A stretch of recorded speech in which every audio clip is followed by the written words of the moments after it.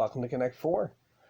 Today we're going to learn how to win as second player against a variety of opening strategies.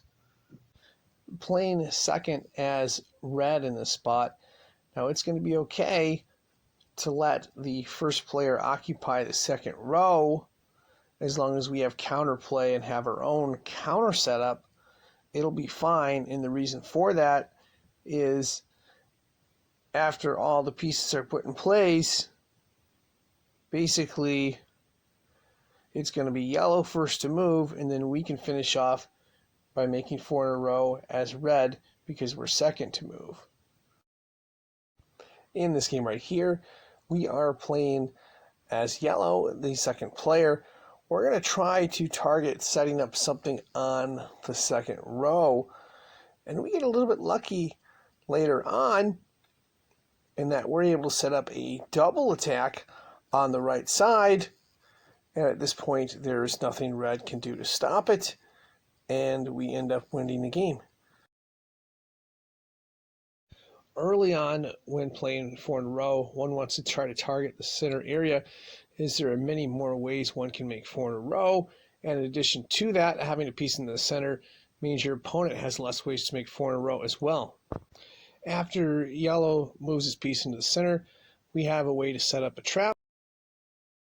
The idea in this spot is to either force yellow to go here or here, and that's going to allow us to put a red piece over here, and what that does is that gives us another way to make 4 in a row early on. And of course, if yellow doesn't put its piece in one of those two spots, we now have an opportunity to set up 3 in a row on the first row, which means now there is no way yellow can defend against that, and we will win the game. Another thing about second player is that we're going to have to watch out for traps more often. Here we are playing as yellow, where red decides to set up a trap. As yellow, we need to go in one of 3 spots. Obviously, if we go in the middle spot, red can simply go right here and then have a chance for 4 in a row that way. But we got to be careful playing as yellow.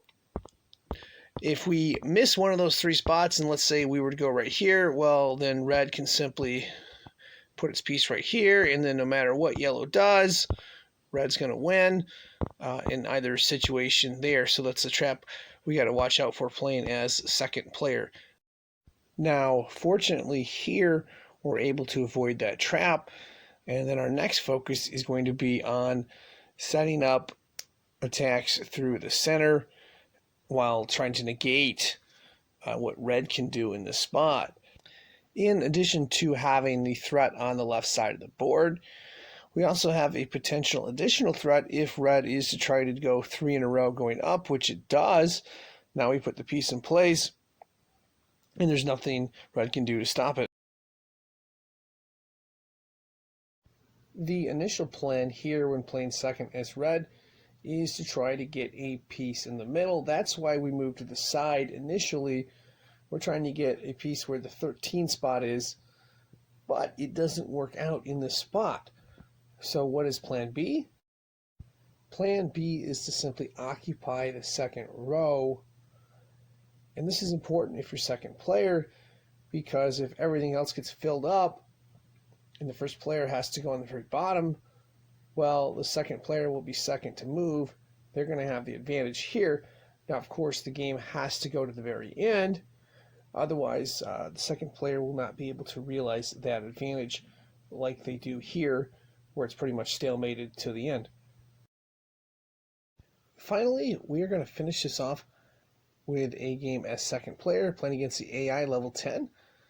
And again, we are going to be trying to target the second row playing as red. And again, because we're second to move, yellow is going to have to move in the bottom left-hand corner at some time, provided the game is drawn to the right side of the board, which we are trying to do right here.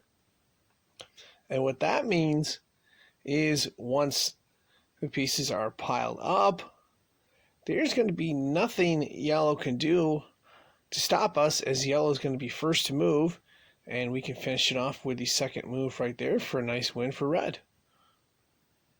And of course, that's going to wrap this up. I am signing out. Thanks for watching and good luck.